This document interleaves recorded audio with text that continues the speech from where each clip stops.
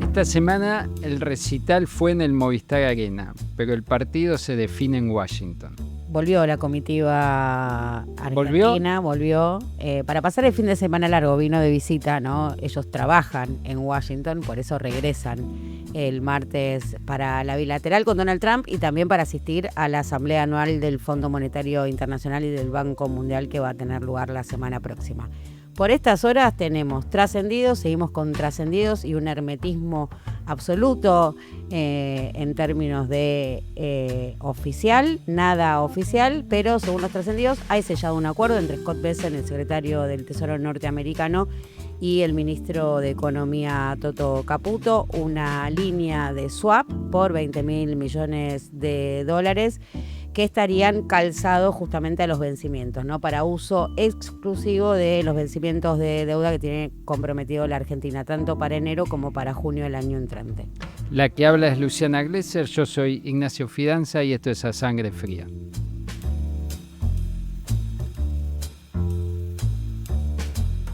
Lo que trascendió, Luciana, que lo publicamos en LPO, es que junto a el swap de monedas, que es largo, que hay que negociarlo, que no es sencillo, Caputo, como el Tesoro por cuestiones de problemas internos, de política interna, no puede darle así nomás un cheque de 5.000, 10.000 millones de dólares, como inicialmente había dicho, que prometió una cifra importante del Fondo de Estabilización. Esto luego como que se olvidó, Bessent, de esa parte.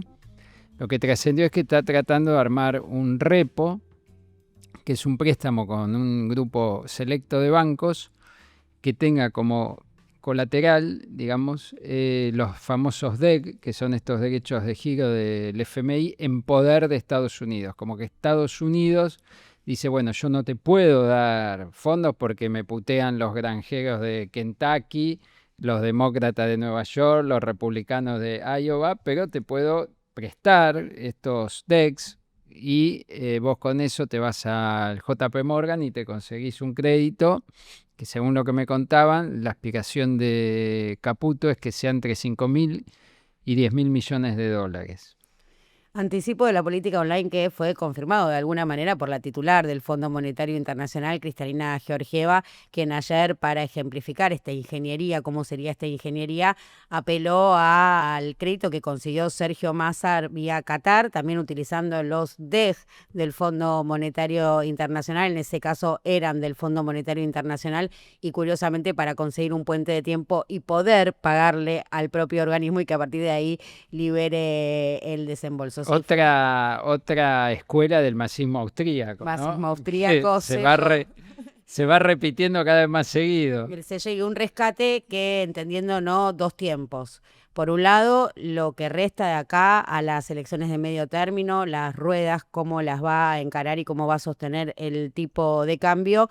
Ese es el frente más caliente, si se quiere, y para el cual necesita este crédito rápido, este crédito puente de los bancos privados. Y ahí también, considerar que esto tiene tasas de interés, que esto tiene comisiones para la colocación, que esto también es un negocio para la fabuloso. banca.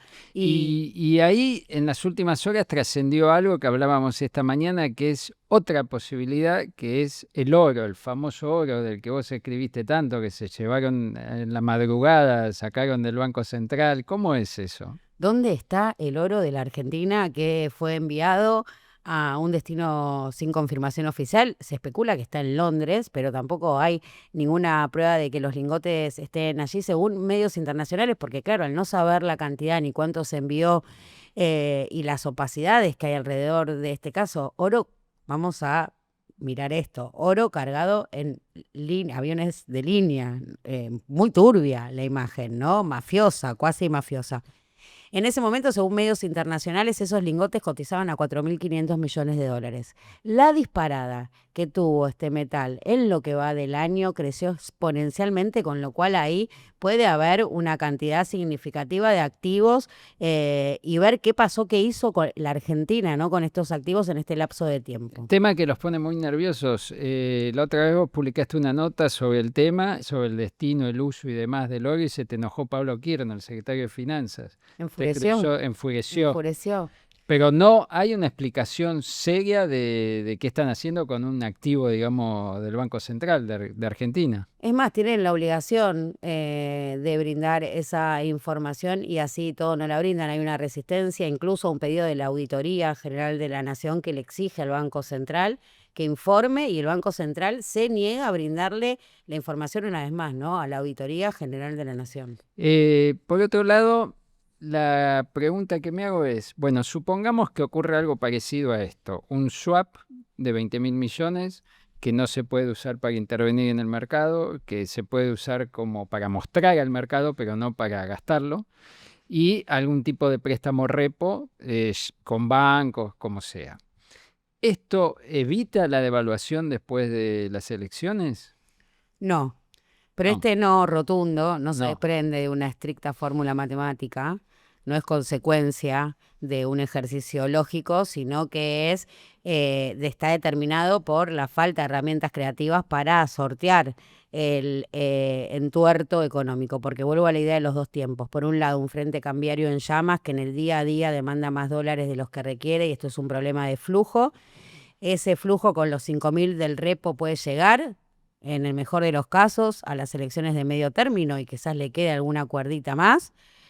Y el problema del stock, que es la muralla de vencimientos para el año próximo, que ahí es el interés de los bonistas. Entonces, una cantidad de dólares que viene a resolver un problema muy coyuntural o aflojar o darle algo de oxígeno a un flujo creciente y que presiona sobre el tipo de cambio, y por el otro lado el stock. En los dos casos lo único que estás haciendo es haciendo crecer el problema, porque significa más deuda, que es justamente lo que te está ahorcando.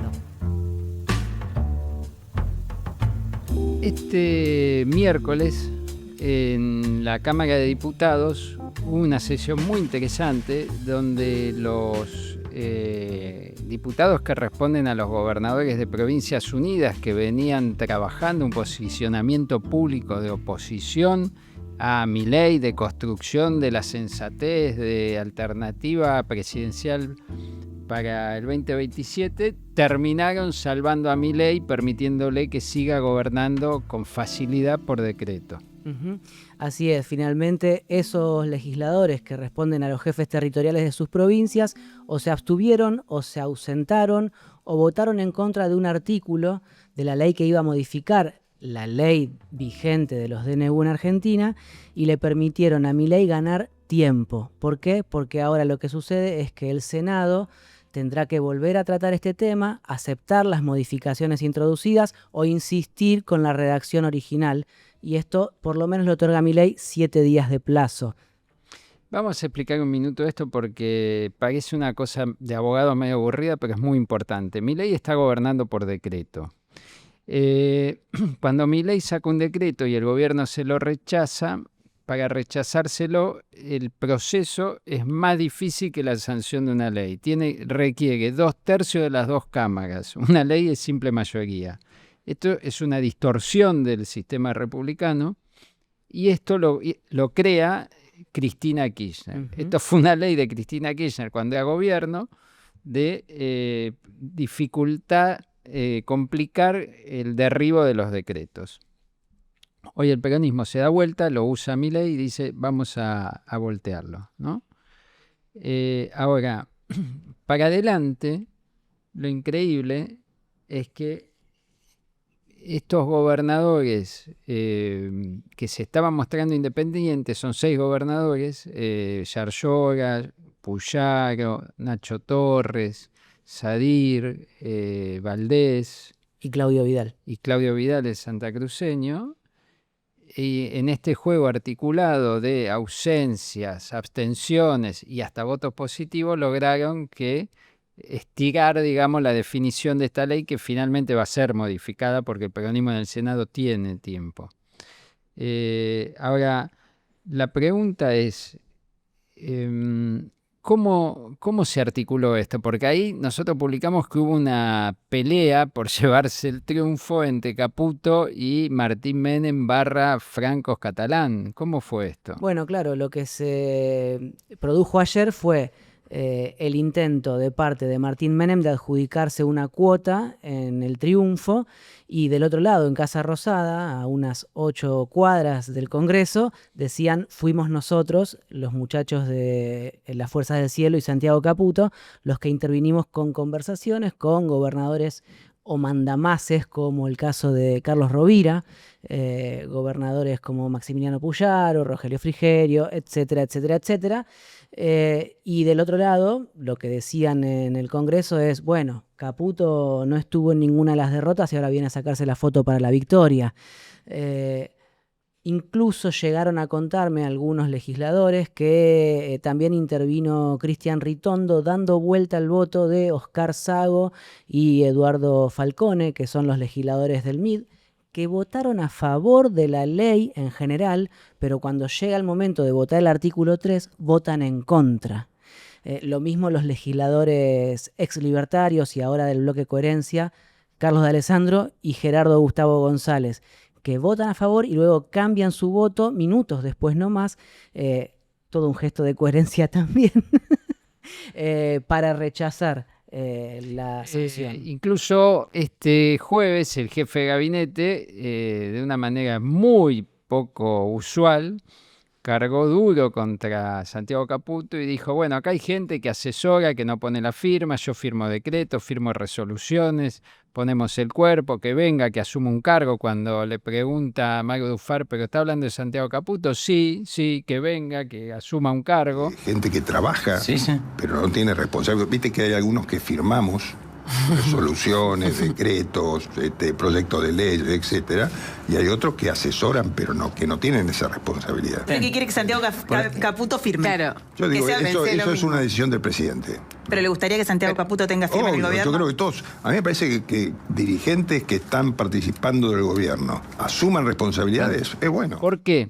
Porque acá hay una pelea en el gobierno, que es la pelea para, así como está Toto Caputo con el tema de los dólares, la devaluación y demás, para después del 26, está la pelea del ala política sobre el armado político para después del 26.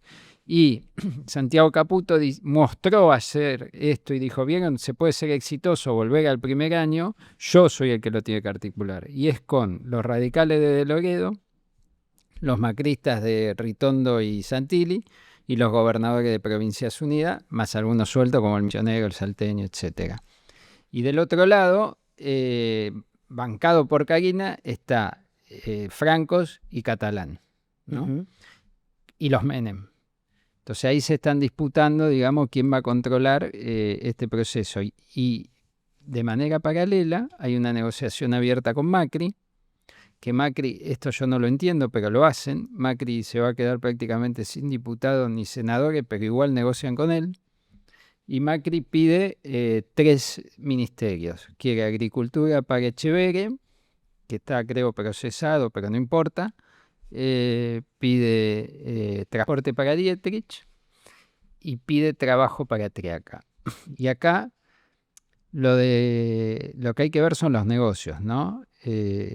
Echeverri Campo, Cerealeras y Triaca Transporte, lo que hay en el medio es la hidrovía. Interés total de Macri. Y ahí choca con Santiago Caputo, como pasó en la licitación cuando cayó.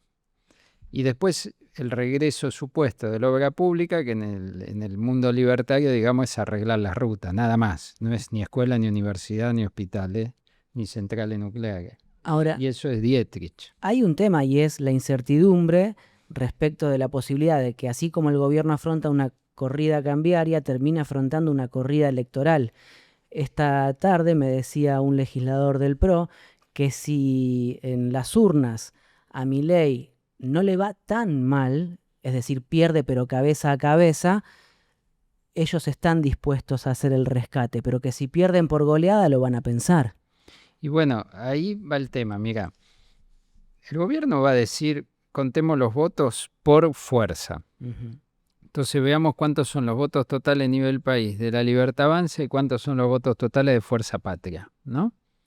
Lo que pasa es que el peronismo en muchas provincias va con un sello distinto a Fuerza Patria. Por ejemplo, en Córdoba el peronismo, que no es el peronismo de Schiaretti y es más cercano al de Cristina, Massa y compañía, y Kicillof es el de Natalia de la Sota, pero no va por Fuerza Patria. Entonces eso no va a ir a la suma.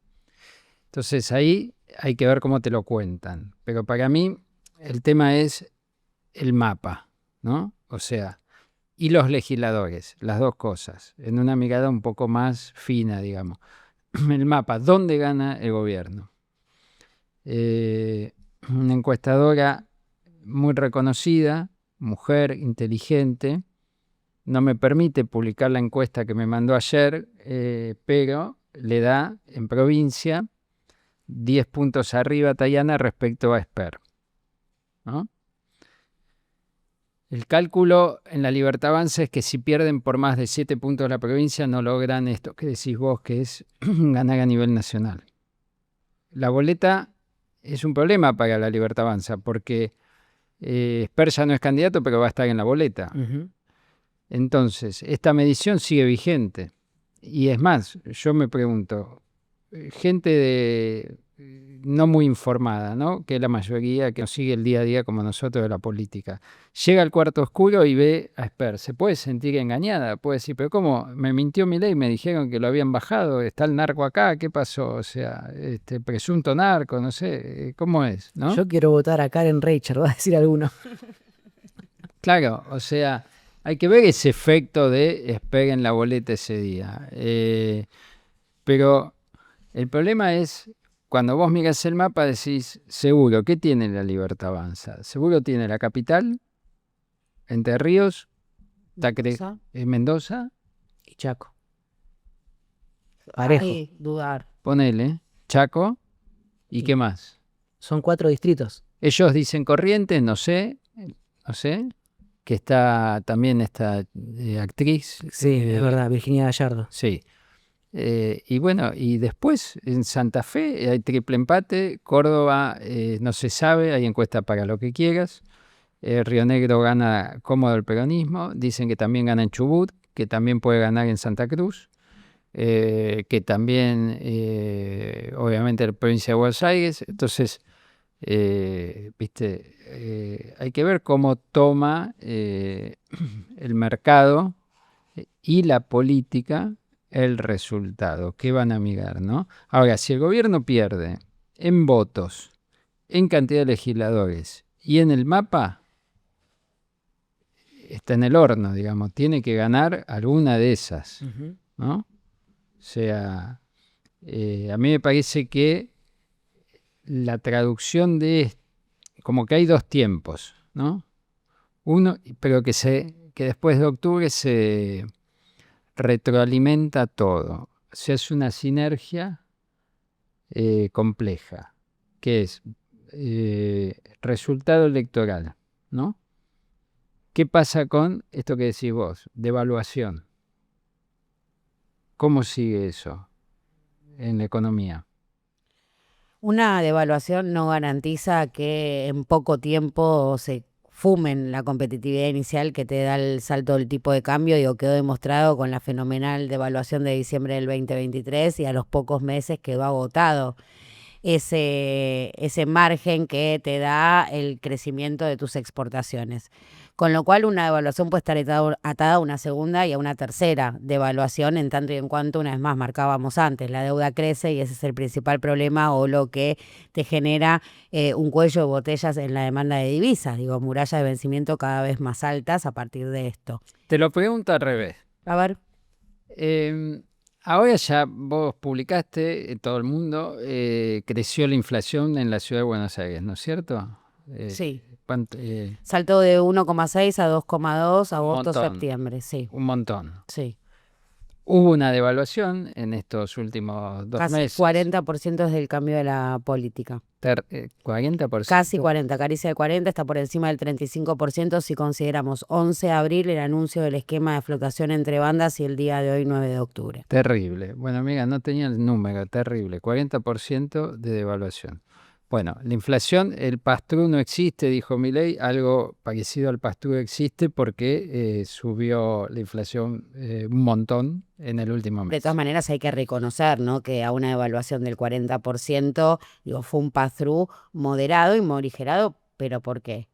Por el nivel de recesión que hay en la actividad, por el parate total, no hay más margen de trasladar a precios. Eso es lo que está indicando este pass-through moderado, sobre todo en comparación a lo que fue el pass-through que se comió Sergio Massa después del acuerdo con el Fondo Monetario Internacional y el salto del dólar a 350 pesos, que le dio una inflación del 12% mensual. Claro, otro nivel de actividad, otro ritmo económico. Y entonces vos tenés, digamos, una muralla que es el tema de los vencimientos del dólar, de la devaluación, de la posible o no corrida, etcétera. Y tenés el tema del resultado electoral. ¿Dónde, o sea, mi pregunta es, ¿no?, ¿dónde se ancla el gobierno? ¿Dónde es fuerte el gobierno? ¿Vos qué pensás? Creo que el gobierno sin dudas va a atravesar un lunes 27 de octubre de mucha debilidad, en cualquiera de los escenarios, incluso mostrando una mejora de espadas legislativas en el Congreso, no va a tener el suficiente peso para garantizar reformas estructurales sin sentarse a una negociación. Esa negociación siempre y en todos los casos implica gasto, implica abrir la caja, una caja que está muy apretada porque si bien se mantiene todavía vitoreando un resultado fiscal, el superávit, que sabemos que está muy presionado, son números casi torturados los que le dan ese superávit, está muy apretado, y ese comprometer el último bastión o el único logro que viene sosteniendo realmente el gobierno, bueno, esto implica las negociaciones también, ¿no? Comprometer gastos. Totalmente, vos fíjate, ayer me decía un gobernador del norte, por un milagro del Señor, él logró que le financien 2 tramos de una ruta. Cree que es el único gobernador que logró eso, ¿no? 2 tramos, una ruta clave. Y le dejaron de mandar guita. Ahora, la semana que pasó. Y me dijo, yo veo que están apretando de nuevo. Si vos pensás que el pacto oscuro con las cerealeras les comió 0,25 puntos de PBI. Siendo bondadosos, no con el cálculo, siendo buenos con el cálculo. Y si mirás la firma de los compromisos con el FMI, que aumenta la exigencia de superávit, no baja, aumenta. Es bastante evidente que vamos después de octubre a un nuevo ajuste. Y por otro lado, es interesante, Pablo, en todas estas cosas, estas nubes que uno va observando en el horizonte, los vetos. Contanos un poco todo este manicomio de vetos convalidados, rechazados. ¿Qué pasó con todo eso? ¿Cuántos son? Bueno, repasemos entonces. Se promulgó finalmente la Ley de Emergencia en Discapacidad con aquella salvedad u obstrucción del gobierno nacional firmada por francos, diciendo que no había partidas o no estaba indicado cómo tener los recursos para... Y eso lo denunciaron. Hay una moción de censura contra francos y ayer... Pendiente, ¿no? No, ayer se emplazó, sí, está pendiente, pero ayer se emplazó en el recinto a las comisiones de Asuntos Constitucionales y Peticiones, Poderes y Reglamento para la semana que viene, con el propósito de discutir o la moción de censura o las interpelaciones al jefe de gabinete. Primer punto. Las otras 2 leyes que Milei vetó y que fueron insistidas son las de la emergencia pediátrica para el Garrahan y otros tantos hospitales infantiles y la del financiamiento universitario. Las 2 fueron ya insistidas en el Senado de la Nación, o sea, pasaron por diputados, llegaron al Senado y fueron efectivamente sancionadas. Les queda a los funcionarios del gobierno promulgarla. La semana pasada se obtuvo esa sanción, el jueves pasado, o sea, hace 7 días. Tienen 10 días hábiles. Es decir, que la promulgación podría llegar a estirarse hasta la semana previa a las elecciones. Bueno, eso pega en el gasto. Y te digo algo, no es joda esto. Yo entiendo por qué se están tomando su tiempo, porque a francos, además de la posibilidad de la moción de censura, lo denunciaron penalmente. Por incumplimiento de deberes de funcionario público, por lo menos. Si no hay malversación de caudales, también, porque vos tenés el Congreso que te fija y tiene la autoridad para fijarte un gasto y vos lo desobedeces. Entonces esto es un delito que está prácticamente probado a la luz de todos. Entonces esto no es joda, porque en algún momento deja de ser jefe de gabinete y esa causa te queda. Y a veces esas causas que parecen como más tontas son las más complicadas. Entonces yo entiendo que se estén tomando un tiempo para ver si también se animan a desobedecer esas otras dos. ¿Qué tenés acá, Luciana? Que me acaba de postear Scott Bessent, que es quien lleva la voz cantante para anunciar como... Lo seguís más que a tu hermana, ¿no? La campanita, sí, lo veo más que a mi hijo. Tenemos una relación mucho más fluida con Scott que con mi hijo, eso desde ya. Scott Bessent, que ya es quien lleva la voz cantante, ¿no? Digo, sí. Esperamos, es la única voz nuestro oficial nuevo sobre... ministro de Economía. Iba a eso, no quería ser tan explícita. Anunció que compró pesos argentinos, el Tesoro norteamericano. En el día de hoy no pone el monto de cuánto compró, dice hoy hemos comprado pesos argentinos.